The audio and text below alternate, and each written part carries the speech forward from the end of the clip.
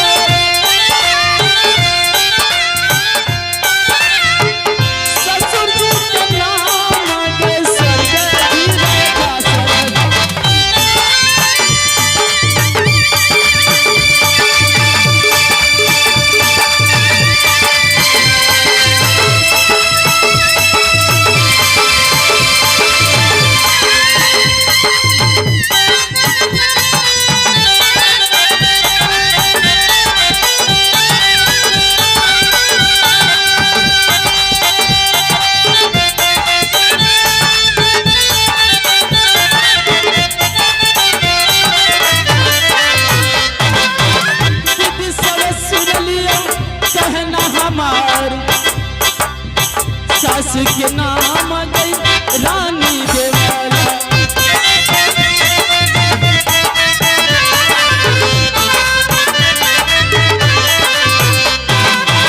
सास के नाम गई रानी देवाला।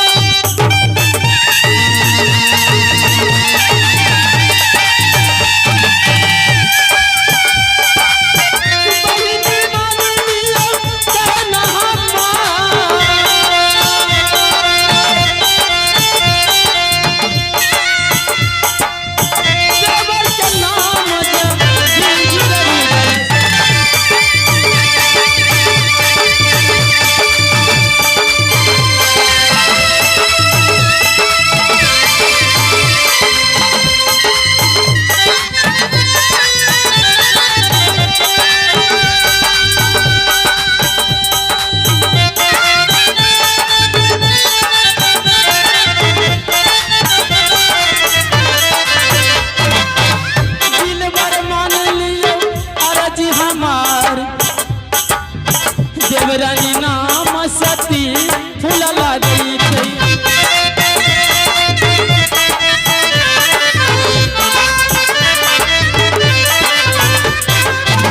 देवरानी नाम सती फूल लगी थी।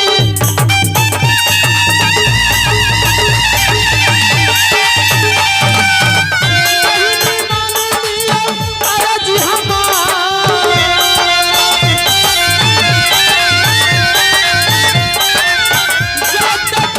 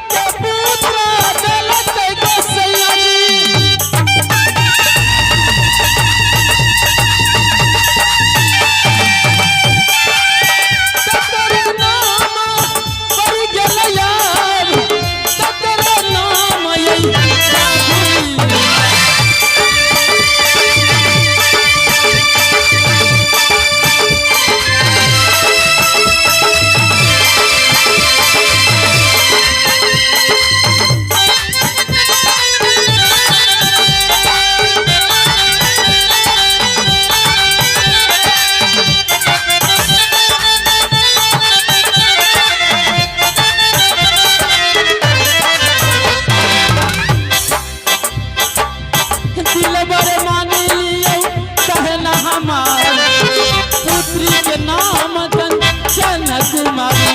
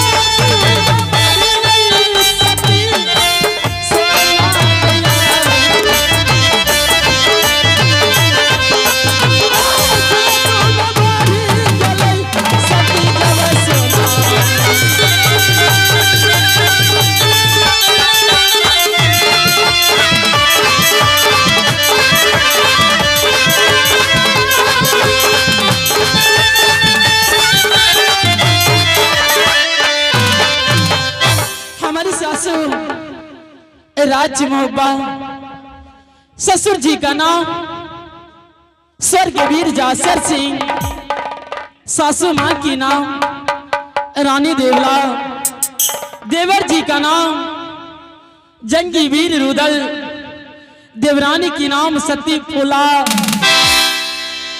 ज्योति की नाम इंद्रजीत कुमार, हमारे गोदी का खिलौना इंदल कुमार। हे भगवान,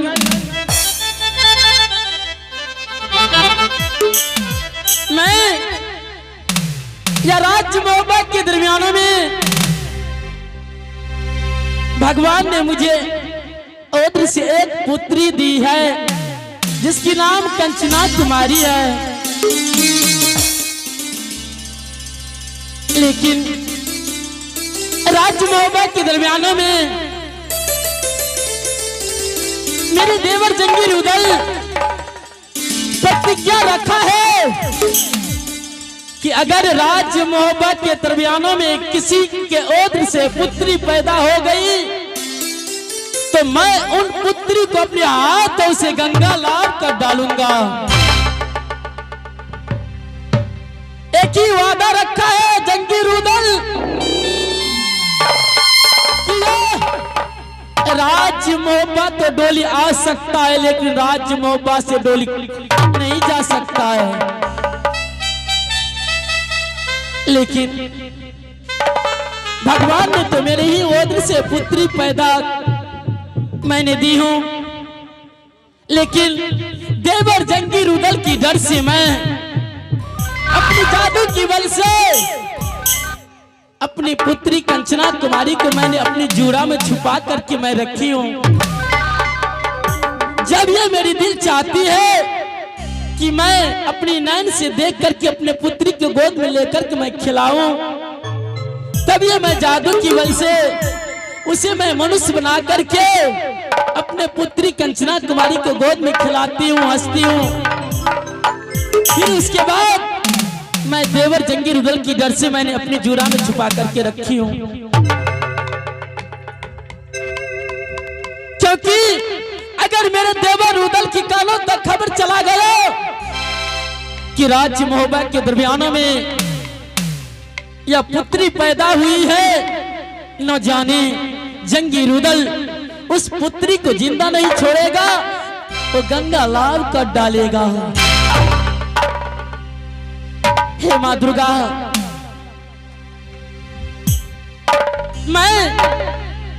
जब ये मैं देखती हूँ दुनिया वाले को जिसकी ओर से पुत्री पैदा होती है, वह माँ पिता अपने पुत्री को कन्यादान करके उद्धार हो जाती है। मैं भी अपने मन में ठान रखी हूँ कि राज्य महोबा के दरमियान में सिर्फ 2 पुत्र है, पुत्री तो नहीं। किसी तरह से मैं छिपा करके कंचना पुत्री को रखती हूँ, अपने हाथों से कन्यादान कर दूंगी ताकि मैं या राज्य महोबा के दरमियान में उद्धार हो जाऊंगी। मैं किसी भी हालत से अपने पुत्री बेटी को, कंचना बेटी को मैं बचा करके अवश्य में रखूंगी। ठीक है, जब से मैं राजनैना से मैं राज्य महोबा आई हूं, तब से इस दुनिया संसार के अंतर्गत मैं एक पतिवार्ता नारी कहलाती हूं, क्योंकि इस दुनिया में जो नारी पतिवार्ता होती है वह सबसे पहले अपना पति को सेवा करती है, पति की बातों में रहती है, पति की बात कभी नहीं काट सकती है, वही पतिवार्ता नारी कहलाती है। मैं नित्य प्रतिदिन सुबह उठते समय जब तक मैं अपने पति के चरणों में प्रणाम नहीं करती हूँ, उनके चरणामृत पाकर मैं ग्रहण नहीं करती हूँ, तब तक यह सती सोना राज्य महोबा के दरमियानों में कोई अंजल और कोई कामराज को नहीं देखती हूँ। इसलिए हर पतिवार्ता नारी का यही धर्म है, जो पतिवार्ता बनने के लिए चाहते हो तो सबसे पहले पति को सेवा करो, पति की चरणामृत पाकर के उसे ग्रहण करो, पति की बातों में रहना है, क्योंकि एक ईश्वर, एक ऊपर भगवान है, लेकिन हमें जिस बहन को, जिस नारी को पति है वह एक ईश्वर की समान पति है, उसे सेवा करो, ईश्वर मान करके नित्य प्रतिदिन सुबह उठते समय पति के चरणों में प्रणाम करना है। मैं यहाँ से शीघ्र ही पति की अदालत में जाऊंगी। अगर मेरे स्वामीनाथ अगर इस वक्त अपने सिंहासन पर होंगे तो मैं जरूर अपने पति को चरणों में प्रणाम करूंगी। उसके बाद मैं स्वामीनाथ से अपने कुशल समाचार अवश्य मैं पूछूंगी।